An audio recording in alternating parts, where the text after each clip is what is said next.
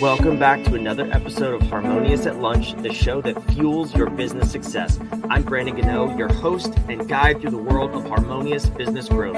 Today, we're unlocking powerful strategies with industry experts to help your business thrive. If you're a business owner, entrepreneur, or executive, you are in the right place. Join me and our incredible guests today on the journey to clarity, growth, and success. It is time to revolutionize your approach to business. Let's dive in with another episode of Harmonious at Lunch.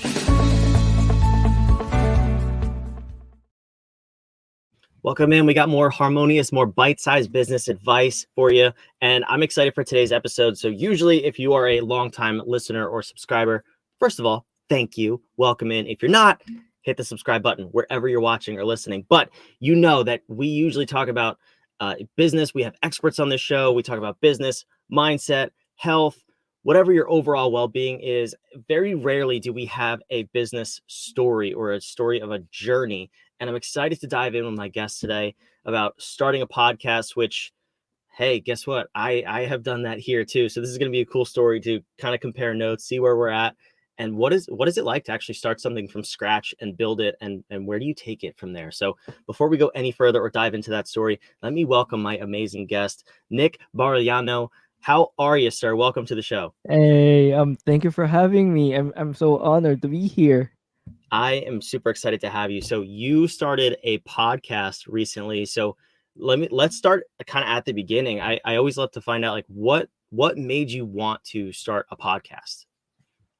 Well, it was all started in 2020 when like really nobody can go outside. And I saw this podcast. I think it was Joe Rogan that really inspired me to really start my own, because I have a dream when I was young to start or to be a radio DJ.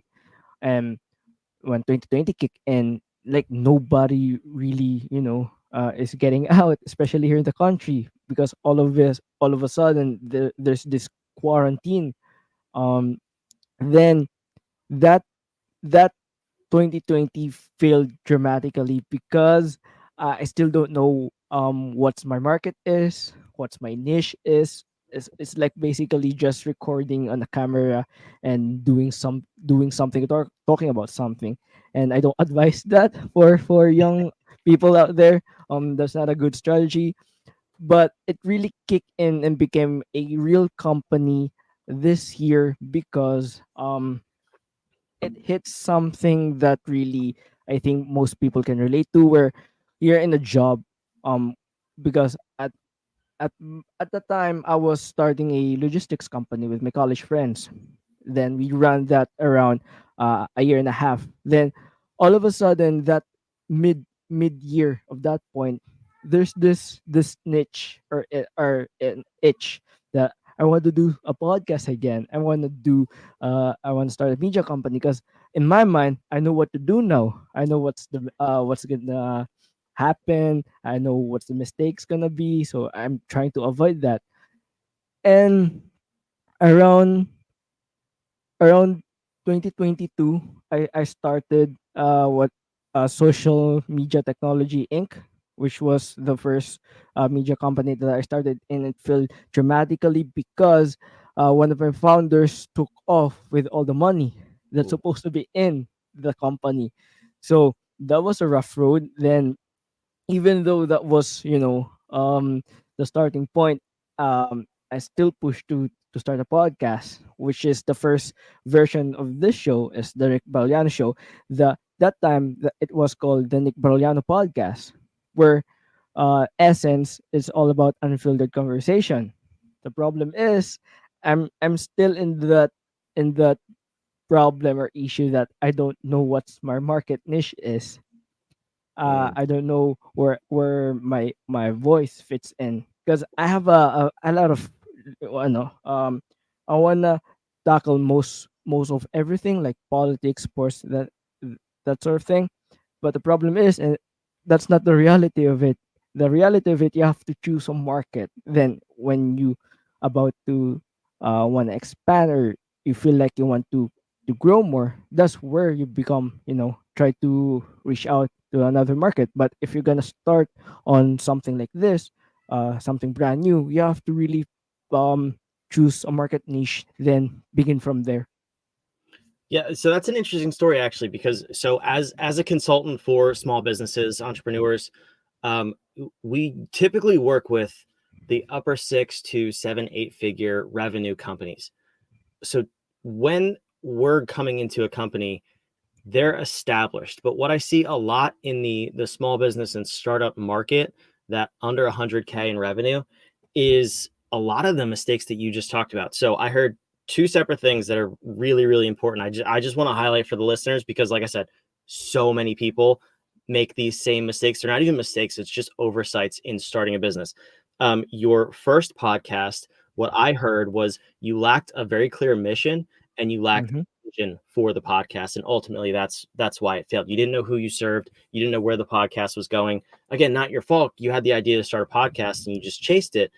Fantastic for taking action, but on the flip side of that, if it doesn't have direction, it can't sustain itself.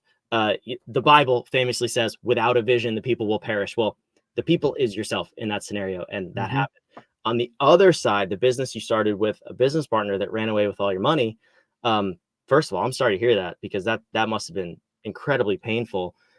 That is the other Yeah. side of where people go wrong, and that's lack of core value alignment. When you're working with somebody else, or even your employees, a VA, if you outsource, or a third party company, if there's no core value alignment, things start to get really hard and they don't mesh together. And that's what tears companies apart from the inside out, versus how the other way was kind of the outside collapsing in on itself.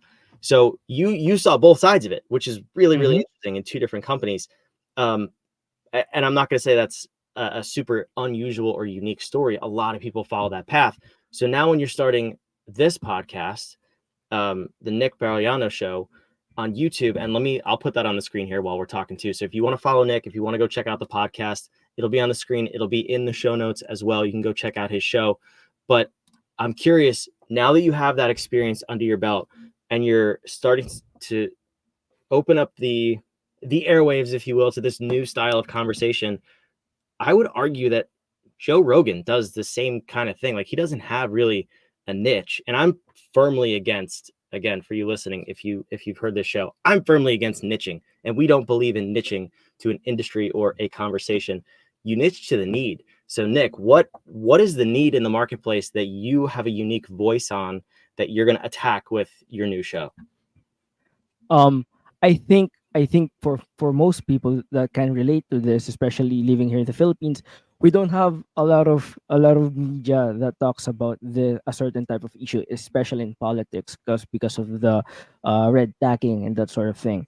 So I think the most helpful way to have this conversation or have this discussion is to really sit down with a person who have an impact on different industry, and really talk about a certain issue or a certain topic that is controversial for some people.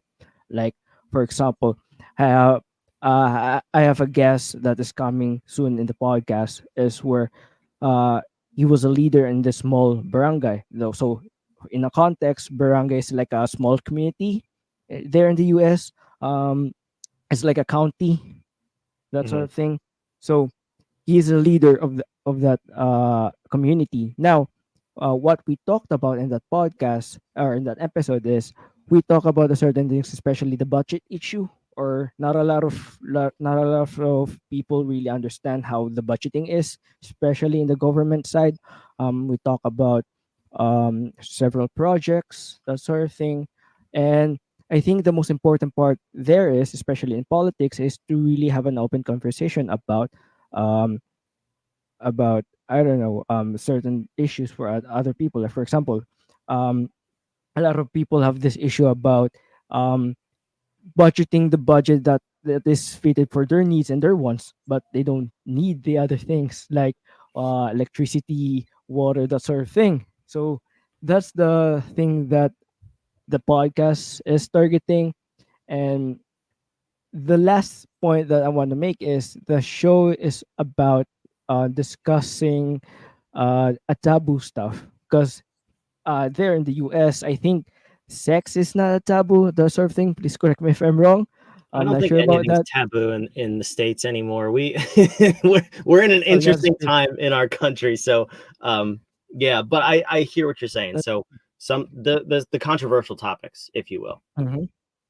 So, like, yeah, for example, sex, it's very taboo because we're in a fully Christian country, so we don't have a lot of sex education here. So I think that's the issue, and that's the type of discussion that I want to have in this podcast, to really push the people to have a fully full on conversation, just like what Joe Rogan did, or like other podcasters are doing there in the States, especially even this 24 election. Like, there's a lot of locomotion there in the US right now. We have a locomotion in terms of, China versus the Philippines. That's a controversial topic. It's a divided topic here for us Filipinos, but that sort of thing that I want to discuss in the podcast. That's the sort of issues that I would like to have a conversation with like legit people inside the government, or inside the big businesses in the country. I love this. So we are talking to right now the Joe Rogan of the Philippines. I'm calling it now. It's gonna happen, Nick. I'm super excited for this. But I love it. So then I want to hear how we build this out and learn from the mistakes of those past two companies, Hmm. the podcast and the company. So what is your I hear you piecing it together. What is the mission of this podcast? Like, what do you want to bring to the marketplace, if you will? Um, to really, actually, to have an open minded on a certain topics, because when we talk about certain issues in the Philippines, we're still close minded, and we're still treating politicians like they're the messiah, or something, that sort of thing. Um, but that's the core mission, is to really give the people the platform to have this conversation, and to really listen to the facts, and to the actually happening in the country, because we have this, I know I'm sharing too much, but we have this sort of division, where people on the outer side wants facts, some people wants the reality of it, and it can coexist. But the reality is, it can. It's just we have to find a platform, or just sit on the table and discuss the whole thing, and really just listen, not just talk, but really digest the what the other people are saying on the other table. Yeah, I think that's important too, because it's what it sounds like is you want to be the unbiased voice to bring clarity to the listeners, whether that's the people of the Philippines or whoever tunes in, is Hmm. just share the reality of what's going on in truth, which is so important. And I think, I honestly don't listen to the Joe Rogan show. I know him. I've seen the clips of the show. I can't speak to whether or not, he's anchored in truth or it's more entertainment. But I like that this is the approach that you're taking, because this gets completely away from the conversation of what niche am I in. You are the niche. The niche is Hmm. the service you're providing. You're basically creating your own niche. It sounds like not a whole lot of people are doing this in your country, which is fantastic. So that's the mission. Moving forward to the vision, where are you going? Like, what kind of change do you want to see brought about because you're hosting this podcast, you're having these taboo interviews, if you will? Like, what is that change that you want to see in the next 3 to 5 years because of your show? To not just, be like, what do you call this, more brutal to one another, because sometimes when we talk about certain topics or certain issues, like, there's a lot of people are still um putting like putting gloves, like they're ready to punch people because they don't disagree with someone. So um at that in that point, I think more open discussion, and hopefully that the show reflects that, the show really makes an impact on that level. I mean, I agree that Joe Rogan, I don't know, I don't agree most of Joe Rogan is doing or is saying, but what I'm trying to, like, to point out is, the platform of Joe Rogan is about openness. He invites a lot of people in different spectrum of the political colors, as you say. But you know, um, I think that's one of the ways that I would like to see. Or I would like to change is the mindset of people about talking about a certain issue or about a certain topics. Yeah, I like that. And then kind of on the other side, like we mentioned, the core value piece. So what I would foresee happening potentially is you're bringing on politicians, you're talking about taboo topics. It would be, or it could be, very easy to kind of sacrifice those core values and say like, oh no, if a politician pays me enough money to come on the show and kind of spread their message, I would compromise my own core values and just make a quick buck, right? I mean, I think we've all probably been presented with those situations at some point. Whether we've taken them or not is a different story. So for you, like, what is the anchor for your show if you want to stand on that mission of spreading truth and openness and unbiased opinions? What are the things that you feel are at your core that you just won't compromise when you're growing the show? Well, I think more importantly is the journalistic side of it, because if you look at it at the wider spectrum, it's technically journalism in a unbiased or unfiltered way. Because in journalism, especially in the news center, or the news spectrum, there's a lot of journalistic what do you call this? There's this journalist uh, format, as you say, that certain journalists have to follow this category, this process, this procedure. But in this case, there's no really, procedure to it. Um there's no someone higher than me who's speaking, don't speak to this politician, don't upload this, don't edit this, that sort of thing. So having a full control of that at the same time, not really. I know it's kind of contradicting, but I believe that if the people have more control of the narrative, it's much better for the open discussion. Yeah, and I like that you pointed that out too, because I talked to a friend of mine who was in the journalism industry for over over 2 decades, and what he told me when we were kind of talking about social media and podcasting was I made the mistake of saying that everybody these days is a journalist, and he actually stopped me and corrected me, and I thought it was really interesting. He said everybody is a publisher, not everybody is a journalist. And the key distinction is you're taking the approach of bringing facts, bringing truth, bringing unbiased opinion. That's journalism, true journalism.